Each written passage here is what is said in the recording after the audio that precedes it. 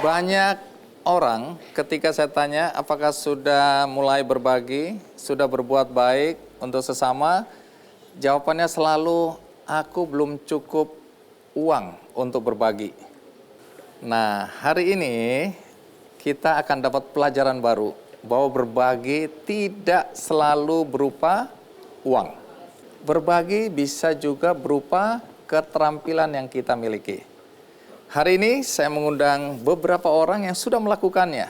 Nah, kita lihat di sini ada Bung Joni Malato yang lagi finishing touch. Oh, finishing touch. Yes. Ini sudah selesai? Belum, nanti terakhir. Oh, belum juga. Ini yang sedang dalam proses. Hampir selesai. Hampir selesai. Ya. Nah, sebelum ini karena untuk menata rambut membutuhkan waktu yang cukup lama, maka sebelum acara ini dimulai tadi, Bung Joni sudah menata setengah jadi, begitu ya? Rambut my client, model namanya Gwen. Iya. Dia seorang dokter gigi. Oke. Rambutnya tadi segini, saya potong pendek. Oke. Nah, mungkin penonton penasaran ya apa yang terjadi di belakang panggung ya. Nah, coba kita lihat proses waktu rambutnya masih panjang dan sampai seperti ini. Mari kita lihat. Oke. Jadi itu awalnya dan ini prosesnya. Nah, saya dengar nanti akan dirias Finishing touch. Ya. Wajahnya Ya, oleh teman kita yang juga akan menjadi tamu saya yang akan menceritakan apa yang dia lakukan. Namanya siapa? Mari kita sambut Nacha.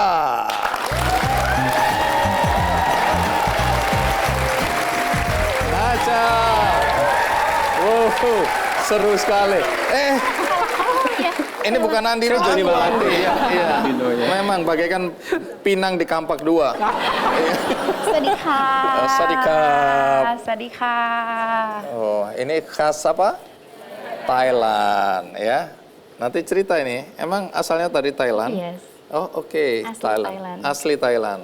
Nah, Nacha bagaimana kalau Nacha coba rias wajah model yang ada di sini? Saya mau ngajak Bung Joni untuk ngobrol. Oke. Boleh? Siap? Baik, kita berikan aplaus untuk Nacha. Bung Joni, ngobrol sama saya di sini. Joni Malato. Anda berasal dari mana? Orang tua saya berasal dari Toraja Mamasa. Kami orang gunung. Dan saya lahir di Makassar. Jadi sudah berapa lama jadi hairdresser atau penata rambut? Sebenarnya untuk menjadi seorang hairdresser itu mulai dari saya SMA. Oh, jadi Anda sudah menjadikan teman-teman kelinci percobaan waktu itu ya? Hasilnya waktu itu gimana? Terutama abang saya, dia menolak untuk dia dipotong lagi karena saya gagal Jadi awal-awalnya semua orang jadi takut ya? Ya, karena sini saya potong, lari semua ya? Iya. Tapi kalau sekarang malah minta. Ya. Nah, siapa saja yang biasanya menggunakan jasa Anda sebagai penata rambut ini? Klien saya banyak. Bayarannya pasti mahal ini ya? Pasti. Ush. Ya kalau saya sekolah di London, Anda harus saya bayar mahal. Oh, Anda? Saya sekolah di Paris dan London. Wish. Baru saya mau tanya, Anda belajar gunting rambutnya di mana itu? Atau menata rambutnya di mana? Saya bersyukur saya mendapat talenta yang Tuhan berikan kepada saya. Saya otodidak pertama. Awalnya. Terus saya bilang ke ayah saya, karena kami dari Toraja Mamasa, mereka bilang, saya bilang, Papa saya mau jadi hairdresser, Pak. Papa bilang, you wanna be hairdresser? Langsung itu gimana sesuatu reaksinya? yang aneh buat kami suku Toraja saat itu di era 80. Itu mereka pikir itu sesuatu pekerjaan yang aneh. Nah, tunggu, aneh. Stop sampai di situ dulu. Ya. Karena saya udah bayangkan betapa kagetnya ayah atau orang tua Anda ya. Nah, tapi sampai di situ dulu, karena sebelum Anda lanjutkan, kita lihat dulu liputan berikut ini. Ya, tadi kan Anda cerita bahwa orang tua, terutama ayah ya, kaget dan reaksinya menolak. Ketika Anda mengatakan Anda ingin jadi hairdresser. Ya. Kenapa menolak? Budaya kami dari Toraja Mamasa yang biasanya di era itu ya, untuk biasanya mereka itu kalau mereka jadi guru, pendeta, mereka ke kuliah atau mereka jadi TNI ataupun polisi. Oke, itu atau mungkin biasanya atau mungkin itu. lawyer. Ya. Tiba-tiba Anda bilang mau jadi penata rambut, kaget. Karena menurut mereka mungkin itu sesuatu yang aneh. Menurut Papa itu aneh. Oke. Ya, dia bilang, are you Tidak serious? biasa. Ya, mereka menolak. Nah, tunggu dulu, Anda datang keluarga yang seperti apa? Orang tua pekerjaannya apa? Papa itu profesional, dia profesional bekerja di hotel. Saya pikir pada saat itu dia sangat modern. Oke, tapi toh tetap Cuman kaget. dia kaget karena beberapa kakak-kakak memang udah ada jadi TNI, ya masuk TNI, ada jadi mungkin sekolah lawyer, sekolah jaksa kayak gitu-gitu. Jadi menurut saya menerobos kebiasaan itu. Lalu setelah ayah nggak setuju, apa yang Anda lakukan? Saya punya om, dia tinggal di Jepang, dia sudah almarhum, dia seorang dokter. Dia kembali dari Jepang, Dr. Domingus Mangape, itu om. Dia datang memberikan pengertian ke Papa bahwa di Jepang itu manusia dibentuk dengan skill. Contohnya gunting tadi yang saya bisa ambil gunting saya? Tapi nggak membahayakan saya? Enggak. Orang Jepang ya, ambil. Contoh gunting ini Bang Andi, semua gunting saya beli di Jepang. Kata om saya saat itu dia berikan pengertian ke papa saya bahwa manusia atau orang-orang Jepang itu dibentuk dengan skill. Jadi tidak mutlak untuk mempunyai masa depan yang bagus harus menjadi sarjana. Papa saya terbuka pikirannya. Contoh gunting ini. Gunting ini saya bayar mahal untuk beli gunting ini. Ini dibentuk untuk menentukan derajat ini untuk orang Jepang membuat ini. Jadi itu merupakan skill kata ayah saya menerima saya. Oke, kamu jadi hairdresser. Nah, tapi saya dengar dari kampung halaman Anda sempat ke Makassar dulu, baru kemudian ke Jakarta ya? Oke, sempat untuk menyenangkan ayah saya kuliah dulu. Saya sempat kuliah 3 semester. Terus ada Rudi Hadiswaro datang ke Makassar untuk bikin seminar.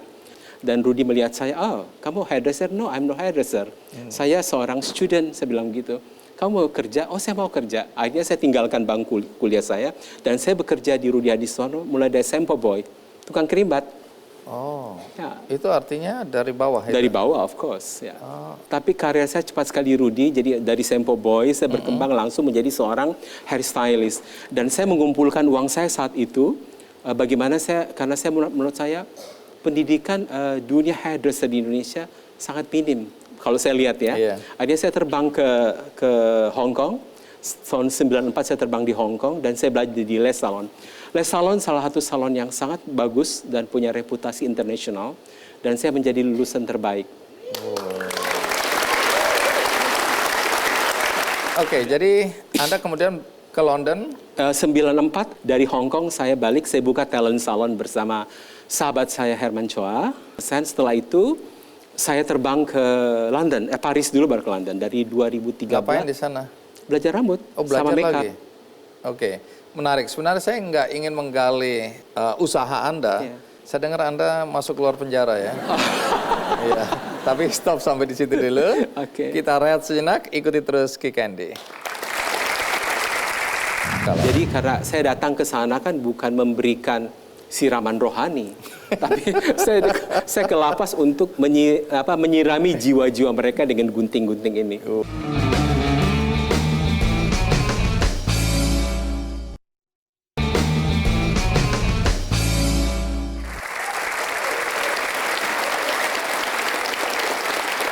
Bung Joni, kegiatan Anda di penjara atau di lembaga pemasyarakatan, boleh cerita? Untuk menjadi seorang professional hairdresser, you need education. Jadi kalau kita nggak punya pendidikan untuk kita mengajar, kita harus punya background education yang bagus. Dan saya terbang ke London, saya ambil di Toni & Guy dan Fidel Sassoon. Itu hairdressing academy yang sangat bagus di dunia. Pokoknya hebat lah ya. Ya bagus, karena itu dan terakhir saya perdalam gunting bob saya, karena gunting bob saya itu sangat merupakan signature saya dan juga pixie, itu mahal sekali Pak. Dan setelah saya sadar bahwa kok saya berbakat ya menjadi seorang guru ya, makanya itu hari Ibu Rosalyn bilang mau nggak ngajar di Siapa Ibu Rosalyn ini? Ibu Rosalyn itu my client. Oh oke. Dia klien. Dia ngajak Anda? Ngajak untuk masuk penjara. Masuk penjara. Ngajar di penjara. Oh, ngajar di penjara bukan masuk penjara ya. Pertama sih saya merasa bahwa sesuatu yang sangat menarik ya, karena saya punya menarik? Ya, menarik karena saya punya ilmu di London. Yang kalau Anda belajar sama saya Anda harus bayar saya ratusan juta. Of course, ya, ada satu salon di daerah Bandung, mereka saya manage, saya minta ngajar 12 kali pertemuan. Dia harus bayar kan Anda buang-buang waktu. Anda di penjara dibayar lebih mahal dari itu. No, free. Gratisan? Ya, free. Tunggu, kenapa Anda mau waktu itu? Sebenarnya saya terus terang, aduh ke penjara panas gitu ya. Iya, setuju. Terus ketemu orang, saya awalnya I'm okay gitu loh. Saya tergerak hati saya untuk ke sana. Terus diajak sama Ibu Rosalin, yuk ke sana yuk. Kesan pertama masuk penjara gimana itu? Karena pertama gini Bang Andi, kalau kita melayani itu kita harus mulai dari hati. Kalau Anda tidak punya hati untuk melayani pasti berat. Ya kalau kita punya hati yang tulus untuk memberikan sesuatu yang bermanfaat orang lain, itu beban itu akan hilang. Tunggu kalau gitu, saya tanya ke Rosalin dulu ya. Ya.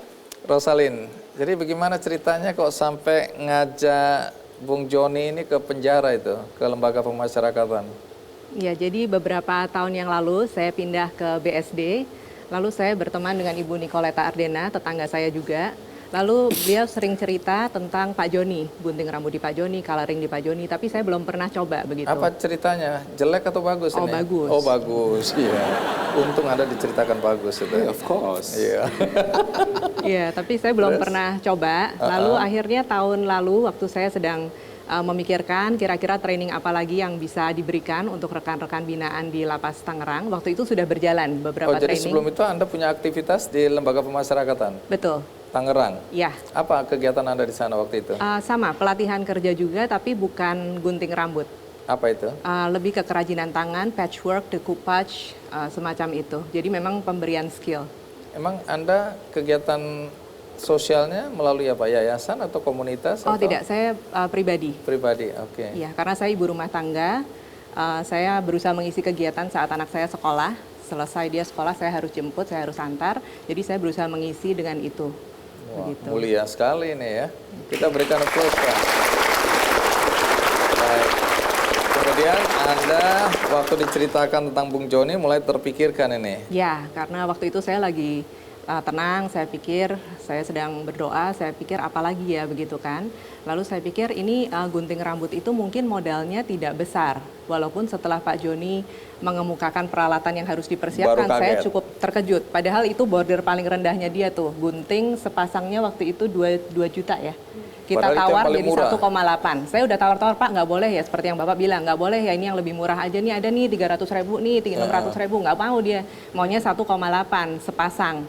Akhirnya saya coba cari donatur, itu pelan-pelan terpenuhi. Jadi memang ini pekerjaan banyak orang, pekerjaan Tuhan, melalui banyak orang yang bisa melengkapi semuanya. Jadi saya pikir, oh itu modalnya tidak terlalu besar, rekan-rekan binaan bisa belajar di sana hanya dengan modal sebuah gunting yang nantinya mungkin ketika mereka keluar mereka bisa menggunakan skill itu untuk mereka bekerja. Berapa banyak perempuan atau warga binaan yang tertarik untuk ikut program ini? Sebenarnya mungkin lebih banyak, tapi karena tempat tidak terlalu besar dan juga Pak Joni ingin semua hands on, jadi kita memang berikan batasan. Kadang kita berikan batasan 10, kadang yang lalu 5, supaya lebih efektif pelatihannya. Berapa lama itu biasanya kalau satu orang dilatih sampai ahli atau pinter?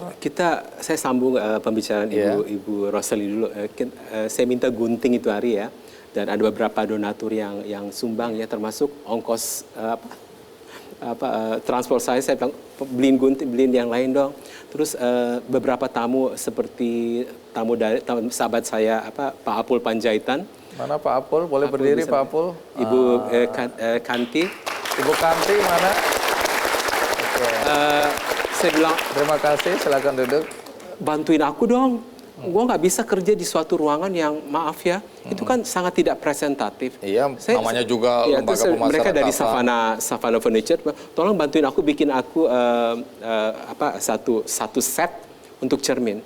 Dia kerjain cuman berapa hari ya itu hari, cuman nggak sampai seminggu langsung dikirim. Dikirim ke lapas. Oke. Dan ada berapa yang beli bangku. Jadi ini kolaborasi kebaikan lah ya. Terus apa manfaat yang Anda rasakan atau Anda lihat setelah ada pelatihan?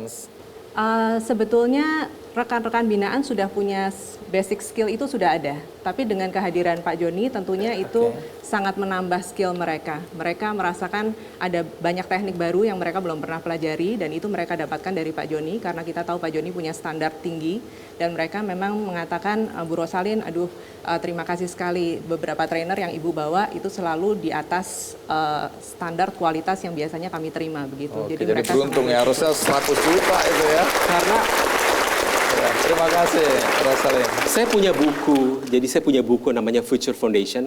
Itu buku dasar bagaimana gunting rambut yang tepat dan benar.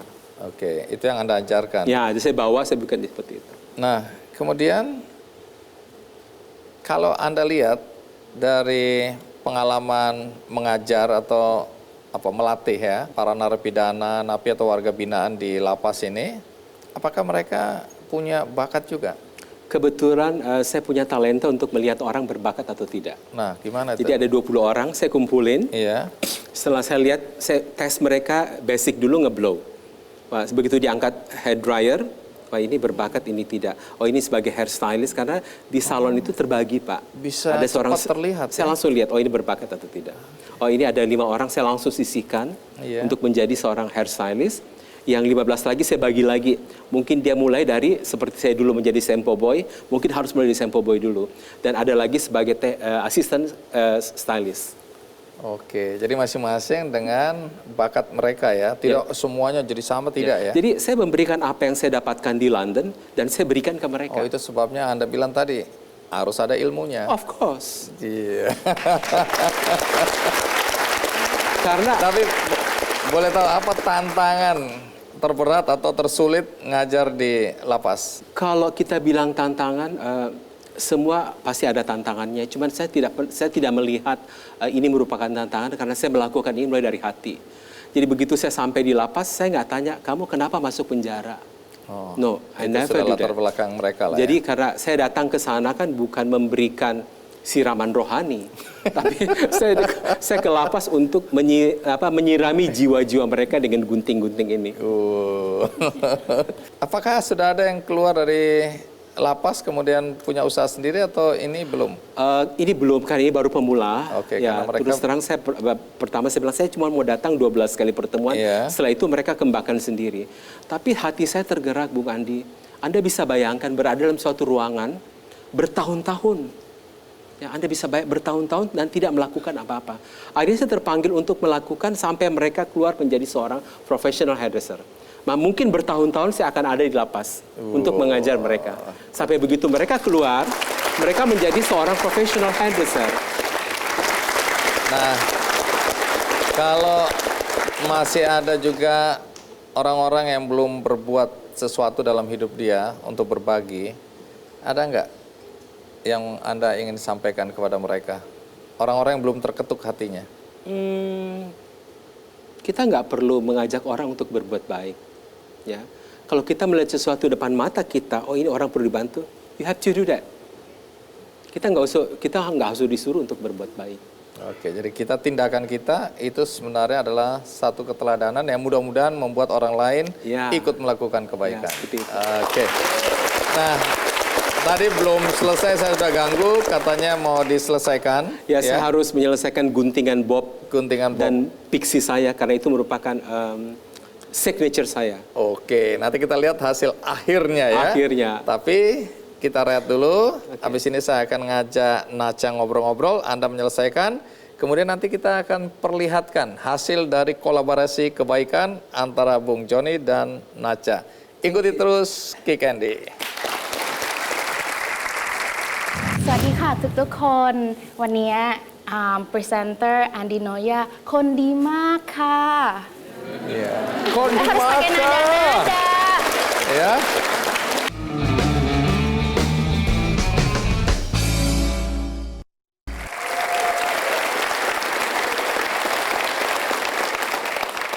Kalau tadi kita sudah mendengarkan cerita Joni Malato, bagaimana masa kecilnya orang tuanya kaget ketika dia mengutarakan keinginan untuk menjadi hairdresser, kemudian juga perjuangan dia untuk sekolah keluar, dan terakhir bagaimana dia berbagi keterampilan di lembaga pemasyarakatan. Nah, bagaimana dengan Nacha? Nacha udah selesai? Nah, sekarang saya mau ajak Nacha ngobrol. Ya, sekali lagi. Ya, silakan duduk. Ya, jadi di awal tadi Nacha udah menjelaskan bahwa Nacha berasal dari Thailand. Ya, Orang tua dua-dua Thailand. dua-duanya orang Thailand. Oke, tetangganya juga orang Thailand? Oh, enggak. Jadi kayak Iya. saya kesini umur 7 tahun. Oh, dari 7 tahun Jadi sudah di makanya Indonesia? lancar banget. Kadang-kadang orang bingung yang Thailand tuh suami atau saya. Gitu. Oke. Karena kan bingung karena bahasanya udah bagus banget. 27 tahun. 27 tahun Indonesia. Ya, tapi bahasa Thailand masih lancar. Bang Andi bisa ngomong. Coba kita dengerin bahasa Thailand ya. Boleh. Bahasa Thailandnya penonton Andi Noya itu orangnya baik banget. Oh, boleh. Coba pakai bahasa Thailand. สวัสดีค่ะทุกๆคนวันนี้พรีเซนเตอร์อันดิโนยาคนดีมากค่ะ Iya. Harus pakai nada-nada. Ya. Bang Andi harus bilang ขอบคุณครับ Kompun kap. ขอบคุณครับ means thank you. Iya, kambinaka. Apa tadi? Baik banget. คนดีมากค่ะ Iya, saya Kondimaka. Iya.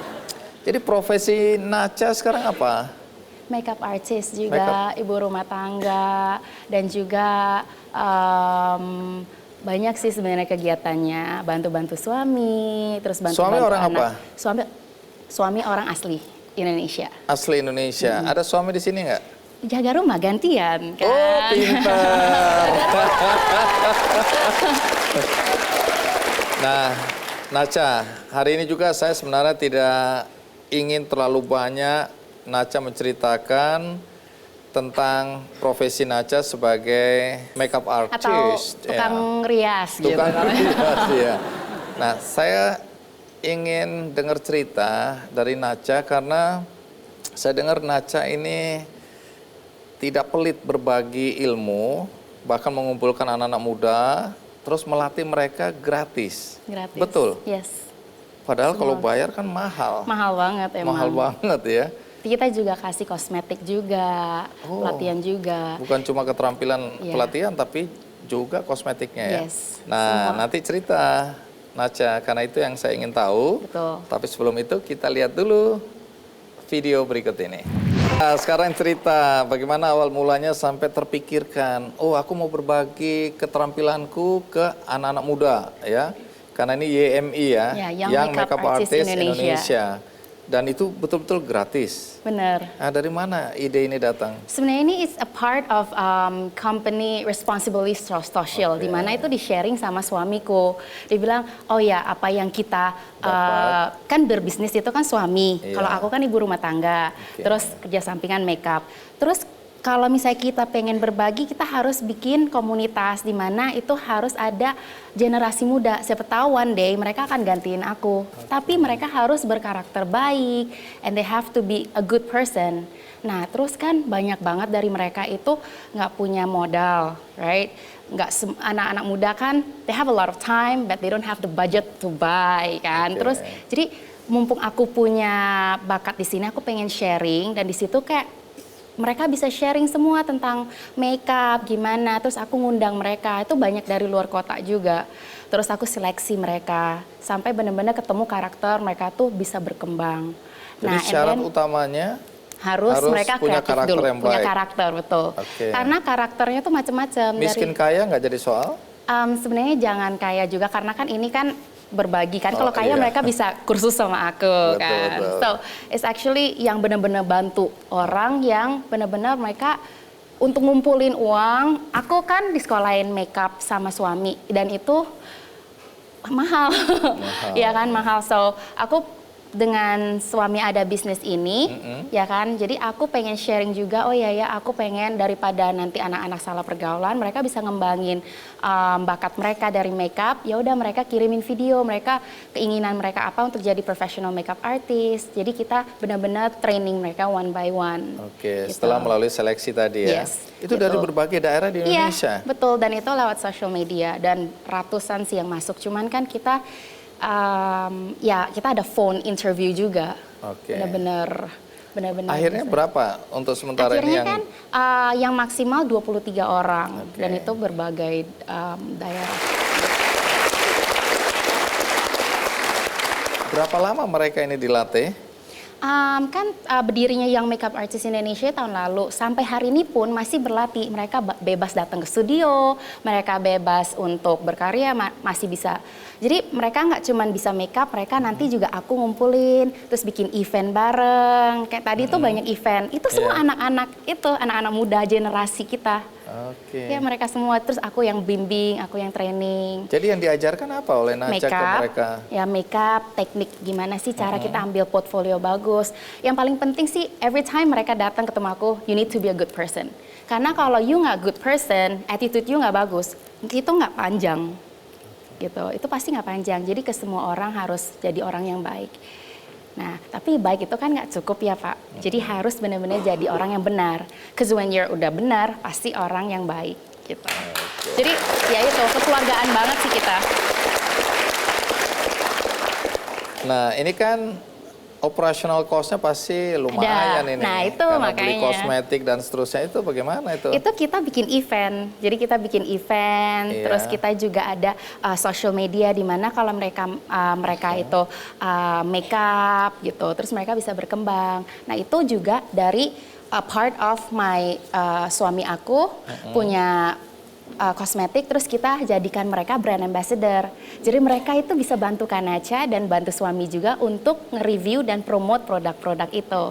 Terus kan dari situ masuklah ke suami kan profitnya, karena ada yang beli lewat social media, lewat online. Habis itu uang itu sebagian dipakai. Dan kita bikin juga event. Dari event itu ada jualan tiket untuk ibu-ibu yang mana mau join self makeup class, itu juga. Jadi itu muter terus operationalnya. Baik, terima kasih Nacha. Kita rehat sejenak. Pastikan Anda terus mengikuti percakapan kami karena sebentar lagi Bung Joni sudah selesai gunting-gunting. Kita akan lihat hasilnya kolaborasi kebaikan antara Nacha dan Bung Joni. Ikuti terus Ki Candy. Ini jangan dikotorin, Ram. Oh my God. Biar saya aja. Iya. Udah, biar saya. Boleh.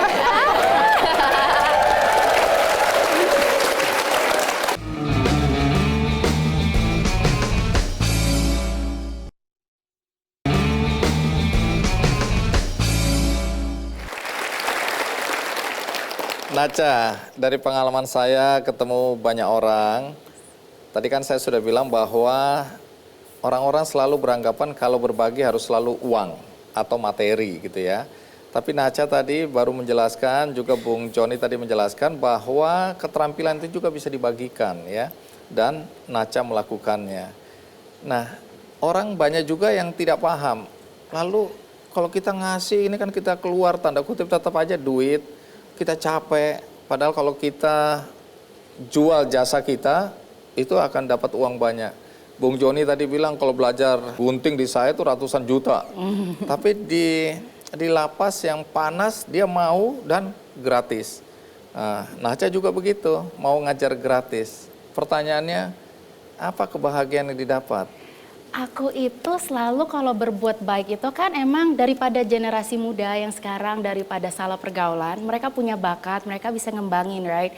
So dari sini aku tuh share ilmu, menurut aku tuh kayak rezeki itu emang udah di tangan Tuhan. So I think aku bisa dapat dari yang lain, tapi kan ini aku berbagi sama anak-anak muda, mereka bisa ngumpul, mereka bisa berkembang, dan one day mereka akan jadi generasi muda yang melanjutkan karya-karya kita juga. So daripada mereka salah pergaulan, mendingan mereka itu join Makeup Artist Indonesia, jadi mereka tuh lebih bisa sukses nantinya. Jadi Dan artinya, akunya juga seneng.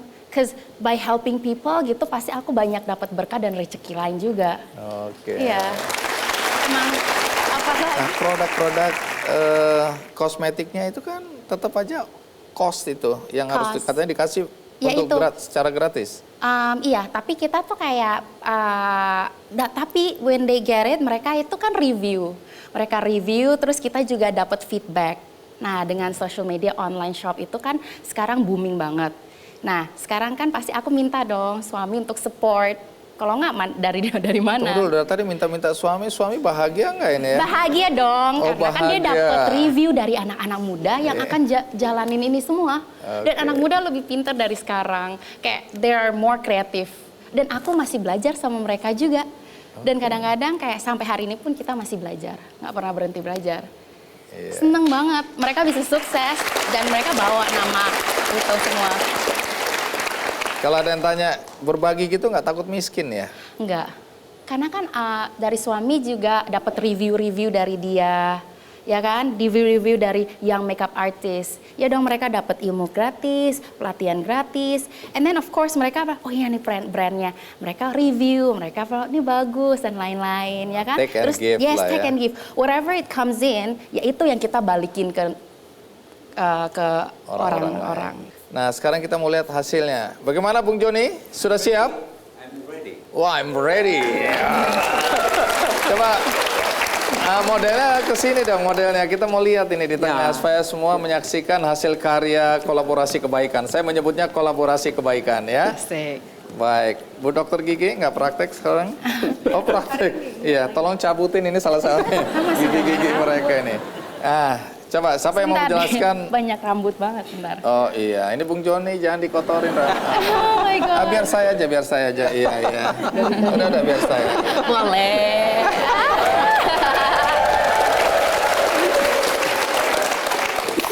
Baik, Bung Joni, coba jelaskan ya apa yang Anda lakukan pada dua wanita cantik ini. Ya, rambut Mei awalnya dia sampai sepundak, Iya. segini, dan saya potong pendek. Dan saya melihat Mei punya tulang rahang yang bagus. Jadi untuk urusan dibikin. tulang juga penting untuk Jadi rambut. gini loh, untuk menjadi seorang hairstylist dia kayak seperti arsitek. Dia harus melihat sudut pandang bagaimana jatuh suatu guntingan. Jadi kalau Anda bangun rumah, kalau dia miring kan nggak mungkin. Oke. Jadi ada derajatnya untuk mengangkat. Mei punya tulang dan leher yang bagus sekali. Oke. Dan saya potong seperti ini, dari sepundak dan saya potong sampai bob seperti ini. Oke. Jadi Ini bob style. itu juga penting, bukan asal rambutnya bagaimana Nggak bisa. Oke. Ya, makanya gunting rambut itu mahal, Pandi. Iya. Tahu. Jadi seperti ini. Jadi bob merupakan signature saya dan saya memilih Mei untuk bob. Oke. Walaupun di pertama dia takut untuk dipotong. Oh tadi takut ya? Ya. Tunggu dulu, kita lihat. Jangan-jangan nggak puas dia. Atau abis ini dia nangis menggerung-gerung. Ini Suka gara-gara nggak? acara kick Suka ya? Suka? Suka banget. Tidak terpaksa? Enggak. Oh tidak. Kita berikan aplaus untuk Mei ya. Untuk Gwen, Gwen. Pertama kali saya menemukan Gwen itu dia datang ke salon. Menemukan. Ya, Emangnya dia tadi kelihatan di maksud saya dia sampah datang ke atau- salon. Oh Dia datang, iya. Rambut kamu panjang sekali, dia segini awalnya. Oke. Oh lebih Segini panjang ya, lagi. Segini. Terus kayaknya kembali lagi cheekbone itu penting banget. Jadi sebelum kita melakukan eksekusi atau gunting rambut kepada klien kita harus melihat dia tekstur tubuh, bentuk. Oh bukan cuma sekedar No, sampai di you dagu, can't, sampai di you tubuh can't. pun dilihat. Iya dong, jadi begitu. Kakinya juga dilihat cocok nggak sama rambutnya nanti. Begitu klien saya masuk ke salon, Ribet banget ya, jadi sangat penata. ribet. Ya, karena saya seniman, Pak. Oh iya. Mahal pasti ya. Begitu. Maksud. Contoh si Arlet. Ya, Arlet kan boleh iya. kesini nggak Arlet? Arlet boleh kesini Arlet. Ya. Sini adalah Arlet. Ada Jadi- di video tadi ya. Jadi Arlet dan Gwen ini dia suka deh rambut pendek. Jadi rambut Gwen dari sepundak ya, sampai potong seperti ini. Tetap cheekbone-nya aja saya Iya. perjelas. Jadi belum tentu rambut model ini cocok buat Mei. No. Rambut model Mei cocok buat Gwen belum Ya, tentu ya. seperti pun Arlet, nggak mungkin Arlet, guntingan Arlet langsung ke Bob, nggak mungkin. Tapi apakah mereka bisa cocok dengan rambut model saya? Tentu. Kenapa tidak? Kenapa tidak? Nah, ini menarik. Kan, ya, Kenapa jadi, tidak? Oke, terus? ya, jadi contoh sahabat saya Arlet, rambut dia terus terang awalnya saya bilang, yuk kita ganti, yuk. Dia bilang, saya 50 loh, saya umur 50 sekarang. Umur 50? Ya. Wow, kelihatan kayak anak SMA ini ya. Dan saya bilang, saya harus memberikan edukasi kepada para wanita bahwa jangan pernah takut untuk menjadi tua. Oke. Ya, karena kita harus bagaimana menjadi diri kita sendiri, ekspresikan diri kita bagaimana. Tunggu dulu, ini sudah minta izin Arlet untuk menyebutkan umur tadi. Boleh? Udah. Oh, boleh. Ya, perempuan Ya dia agak umur 50 sensitif. tahun. Dia bilang, yuk kita rubah gaya rambut kamu. Justru Yuk. bangga kan? Oh, justru bangga. Oke, menarik Seperti ya. itu Bang Andi. Oke, jadi masing-masing orang memiliki karakter Ya. sendiri ya. Jadi gunting rambut itu kita harus mengangkat karakter setiap klien. Jadi kalau ada orang datang, saya mau minta dipotongin, Anda lihat dulu gitu ya, perhatikan dulu semua. Saya diagnosa dulu, saya discuss dulu kerjaannya apa. Diagnosa, jadi dipakai status. Oh iya, saya diagnosa. Terus saya tanya profesinya apa, terus begitu saya tektok dengan dia, saya udah tahu ini orang. Profesi juga menjadi pertimbangan. Seperti seorang Gwen, dia dokter gigi. Iya. Tapi kok panjang banget sih rambutnya sampai poni gini, kan ngalangin. Jadi ada pertimbangan profesi juga ya. Of course, ya. Baik, menarik sekali ya. Kita selama ini mungkin pikir, alah tinggal gunting-gunting aja, ternyata tidak. Itu ilmu yang dipelajari di luar tadi ya. Di London. Mahal pasti. Nah, sekarang Nacha. Apa yang Nacha lakukan ke Gwen? Karena kan Gwen kan pakai baju hari ini kan like all black gitu. Aku pengen kasih sentuhan lebih cerah lagi. Jadi kasih lipstick, terus semuanya itu lebih kayak soft gitu ya kan. Terus udah gitu sentuhan makeup sini, sorry ya Bang, sedikit boleh, ya. Boleh. Ini kan lebih flawless makeupnya. Hasil karya. Nah terus itu udah gitu complexionnya tuh yang tipis-tipis aja. Terus dia kasih pipinya lebih merona, lebih manja gitu kan istilahnya. Ya, jadi dia kelihatan lebih fresh dan lebih anak muda gitu. Nah, ya kan jangan semuanya kayak gotik-gotik atau yang hitam, tapi dengan mukanya bisa lebih fresh gitu. Terus natural look kayak gini, itu biasanya lebih kepake untuk kayak sehari-hari gitu. Kita belajar hari ini, dan memang hasilnya luar biasa, cantik-cantik. Terima kasih Bung Joni, luar biasa sekali. Terima kasih Nacha. Thank you. Iya, terima kasih semua teman-teman ya. Ini dia cerita. Dan katanya sih Bung Joni dan Nacha mau kasih surprise buat penonton. Dipilih Bang Andi. Baik. Nah, kemudian ini ada produknya, ini Run juga ya. Nah, baik, ada 16 yang beruntung. Siapa gerangan? Mari kita lihat di layar. Yang nggak ada, nggak usah nyari-nyari sampai begitu. Berikutnya ada 50 produk dari RAN.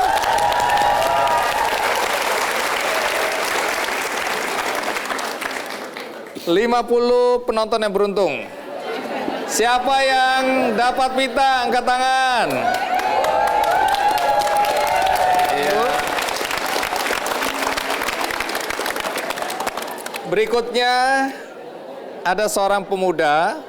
Tadinya dia mengamen di Malioboro, tetapi kemudian sekarang dia mendirikan sanggar, berbagi ilmu musiknya untuk anak-anak terutama dari keluarga yang tidak mampu. Siapa dia? Ikuti terus Ki Candy. Tell me cuando we can share the love divine. Please don't make me wait again.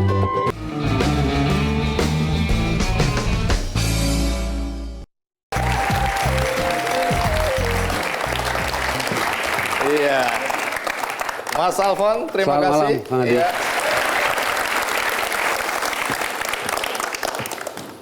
Anda berasal dari mana? Dari Jogja. Jogja. Coba cerita itu tadi kelompok apa ini? Di belakang saya ini. Kelompok anak-anak nakal gitu. Iya, ketahuan dari Anda aja kita udah tahu. Coba ini namanya apa ini? Ini orkes. Ini keroncong Sanggar Seni Notiwidan ya. Oke, di balik penampilan teman-teman ada cerita yang menarik ya. Karena saya dengar Anda sendiri dulu pernah ngamen ya di Malioboro ya. Betul. Oke, dulu saya maaf ya, saya nggak sempat bayar waktu itu. Coba cerita kegiatan Anda sehari-hari apa sekarang ini? Saya main musik, terus sama ada rental sound system juga. Oke. Terus jadi salah satu musik direktor di Liquid Corporate di Jogja. Lah Anda sendiri belajar musik di mana? Saya belajar di jalanan. Menarik. Nah, sudah berapa lama profesi jadi musisi seperti ini? Saya dari SMA, sekitar tahun sama kelas 1, 92. Nanti cerita karena melalui keterampilan bermain musik Anda sudah berbagi ya, terutama kepada anak-anak sebagian besar datang dari keluarga yang kurang mampu. Nah, apa yang mendasari Anda sehingga dengan apa yang Anda miliki Anda sudah berbagi. Nanti cerita, tapi sekarang kita lihat dulu liputan berikut ini. Kalau Anda sendiri latar belakang kehidupannya seperti apa? Saya orang biasa saja. Latar belakang saya dari keluarga yang biasa dan agak kurang mampu lah. Orang tua pekerjaannya apa? Ibu saya itu, bapak saya sudah meninggal dari saya umur 3 tahun, terus ibu saya cari uang sendiri gitu untuk membiayai 4 anaknya. Anda anak keberapa? Anak nomor 4. Terakhir, Ya. bungsu. Ya. Ibu bekerja sebagai apa? Ya catering, ya menjahit, ya rias, pengantin gitu pokoknya. Oke. Yang bisa dilakukan. Apakah berarti Anda dan kakak-kakak ikut membantu untuk Ya, membantu juga. mencari nafkah? Apa? Saya dari kecil saya dulu ya coba-coba bantu ibu bikin kerajinan gitu. Bikin kerajinan terus saya setorkan ke Malioboro kayak gitu. Terus ya dibantu kakak juga. Ada kakak saya yang lulus SMA terus langsung kerja gitu. Terus untuk membantu keluarga. Artinya kehidupan Anda dulu lumayan berat itu ya? Ya lumayan. Baik, bahkan ketika Anda sudah mulai remaja menuju dewasa, ngamen di Malioboro. Ngamen itu untuk senang-senang atau cari duit itu? Ya sebenarnya seneng juga terus tapi ya juga untuk cari duit juga. Nah, nanti cerita bagaimana dengan kondisi seperti itu Anda tumbuh besar, kemudian jadi musisi walaupun belajarnya otodidak ini ya di jalanan, tapi Anda mau berbagi dan akhirnya muncul Sanggar Noto Yudan tadi yang membantu tadi sekitar 80 anak-anak belajar dan gratis. Gratis. Itu betul-betul gratis. Gratis. Oke, nanti saya mau tahu apakah berarti Anda sudah kaya raya sekarang sehingga kemudian menggratiskan. Tapi nanti kita lanjutkan, ikuti terus Ki Candy. Nah, untuk operasionalnya dari mana itu, bayar listrik dan lain-lain? Ya. Guru-gurunya ini gratis atau?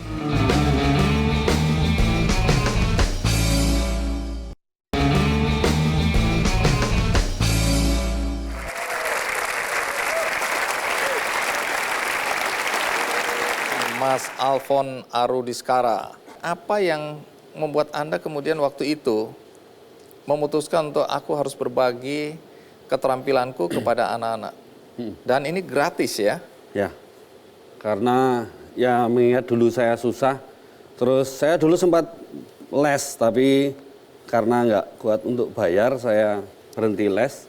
Terus maka dari itu, setelah saya belajar dan saya udah bisa, saya punya pikiran, kenapa kok aku nggak ngajarin anak-anak ini, kalau ada anak yang mau belajar ke saya, tak ajarin lah gitu, nggak usah bayar lah. Gitu. Terus kebetulan ketemu tim-tim yang sepemikiran dengan saya, jadilah Sanggar itu. Siapa itu mereka yang sepemikiran ini? Ada beberapa teman, ada Mas Febri, itu sekarang dia ngajar biola di Sanggar, ada Mas Asis, ada Mbak Firi, terus ada Mas Basuki juga, ada Mas Arif itu ngajar gitar. Dan ada beberapa banyak lagi yang Teman-teman lah ya? teman-teman yang ternyata tertarik dengan ide saya seperti itu, ayolah kita berbagi. Wong berbagi itu enggak perlu harus punya duit kan, jadi kita bagi aja lah gitu. Oke. Yang diajarkan di Sanggar Noto Yudan ini apa? Awalnya cuman bikin kayak klinik gitu, karena saya cuman bisa biola dan klinik, dan saya pikir apa ada yang mau ya gitu. Saya bikin ada yang datang dan ternyata semakin banyak, terus saya bikin kelas gitu. Awalnya hanya kelas biola, terus lama-kelamaan Mas Febri dan beberapa teman masuk, tak bikin kelas keyboard dan piano itu, terus ada vokal, ada gitar. Terus yang terakhir ini ada keroncong itu. Itu peralatannya dari mana itu? Kalau dulu kumpul-kumpul sih, kumpul-kumpul siapa yang Patungan. punya. Yang punya pinjam, kumpul-kumpul, terus lama-lama ada yang ngasih gitu, terus kita kumpulin ngasihin Sanggar gitu. Oh, oke. Banyak juga sih yang ngasih. Terus yang belajar ini anak-anak dari mana ini? Kalau dulu masih bebas sih karena peminatnya nggak begitu banyak. Jadi siapapun yang daftar bisa langsung masuk, kami ajari. Tapi karena sekarang yang mendaftar sudah banyak sekali, jadi kami sedikit adakan tes seperti itu supaya tes itu sebenarnya hanya pertanyaan-pertanyaan sih. Kan nanti kelihatan kalau anak itu niat atau enggak. Berminat atau tidak, ya, serius atau tidak, itu bisa kelihatan ya. Nah terus tempat berlatihnya itu punya siapa itu? Kebetulan itu tinggalan orang tua. Nah untuk operasionalnya dari mana itu? Bayar listrik dan lain-lain? Ya, Guru-gurunya ini gratis atau bayar? gurunya gratis. Gratis? Iya. Oke. Terus Bahkan malah kadang-kadang bareng dengan guru ini tombok-tombokan kita patungan. Oh ini ada yang bocor sana, kita patungan benahi. Oh memang tempatnya bocor-bocor gitu. Nah kemudian saya dengar bahwa bukan saja musik, tapi justru melalui musik Anda hendak mengajarkan nilai-nilai kepada anak-anak ini. Nilai-nilai apa yang Anda ingin ajarkan atau wariskan kepada generasi muda ini? Kita ajarkan untuk berbagi itu karena kami punya program anak-anak yang kami ajarkan ini nantinya bisa mengajari adik-adiknya. Itu jadi dari kami berbagi ke mereka, nanti mereka sudah bisa, mereka ngajari adik-adik yang akan masuk berikutnya. Karena kami memasukkannya nggak berlatar belakang kamu harus kaya, kamu miskin, nggak kayak gitu, kamu harus Jawa, harus apa gitu, nggak gitu. Bebas saja. Terus dari situ kan anak-anak itu kan, oh bergabung dengan berbagai macam beragam itu kan lebih kaya, lebih tahu gitu. Oh jadi ada nilai keberagaman yang Anda ingin ajarkan ya? Oke. Tapi ngomong kenapa ya orang-orang tua tadi saya lihat semangat ngantar anak-anaknya les musik. Emang dalam pikiran orang tua itu apa manfaatnya belajar musik ini ya? Anak-anak yang belajar seni itu nantinya bisa lebih peka terhadap sosial lah. Dan kalau musik itu sebenarnya kan seperti matematika ya, belajar gitu. Anak-anak yang belajar musik biasanya lebih pintar dari yang lain. Oke, terus apa prestasi yang sudah pernah diukir atau dicapai? Juara 2 nasional itu di Cibubur untuk remaja. Oke. Kalau Anda dan teman-teman, apa yang Anda harapkan dari semua kegiatan berbagi keterampilan bermusik kepada anak-anak ini? Tidak cuma saya lah, nanti ada sanggar-sanggar seni yang seperti ini, mau berbagi di banyak tempat seperti itu. Supaya, ya kalau kita berbagi itu nantinya tidak ada yang akan mahal karena semua bisa saling berbagi. Semakin banyak orang berbagi, semakin banyak orang mendapat manfaat, dan memang berbagi itu tidak mahal ya.